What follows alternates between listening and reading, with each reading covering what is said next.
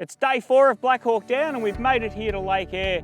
It's been a really interesting 2,400 kilometres following the roads from the highest passable point in Australia to the lowest here at Lake Eyre. It's also been quite an interesting change in landscape as we've come along the Marree River pretty much from its source to where it turns at the Great Southern Bend at Morgan, climbing up over the rocky Flinders Ranges and here into the sandy desert just before you get up into the Simpson there, just north of where we are.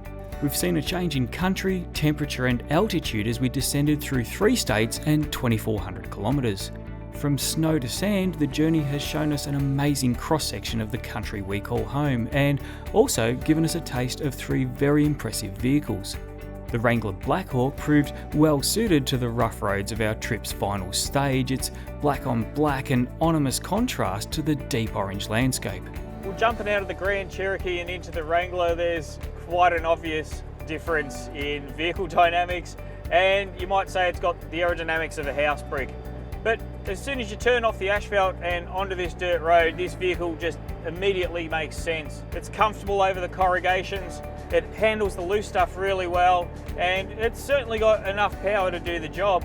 However, I think I'd be opting for the diesel if it was my car, because at the moment we've been averaging sort of high 13s, low 14s on these big open runs. The aerodynamics just aren't helping the car at all, and when you're considering some of the distances that you have to travel each day, a diesel really would make sense, if only they'd offer it in the Blackhawk model. As the sun set on Blackhawk Down, we found ourselves contemplative of Jeep's offerings. It's obvious each is built for a purpose, which means a level of choice for family, adventure touring and off-road buyers. Younger families and couples will appreciate the Cherokee Blackhawk's compact stature and moderate off-road abilities. It's a vehicle you could comfortably live with around town and yet still enjoy in the bush, sea, sand or snow. For families with bigger kids and those chasing greater towing capacity, the Grand Cherokee Blackhawk is a no-brainer. It's still very much an SUV you could live with day to day, but has an ease of ability on and off the highway that makes it ideal for extended touring. And of course, the Wrangler Blackhawk speaks for itself.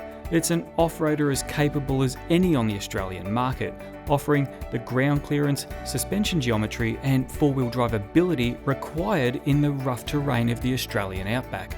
If we had one last piece of advice, it's to choose a vehicle that will best suit the task it needs to do, and one you're happy to live with.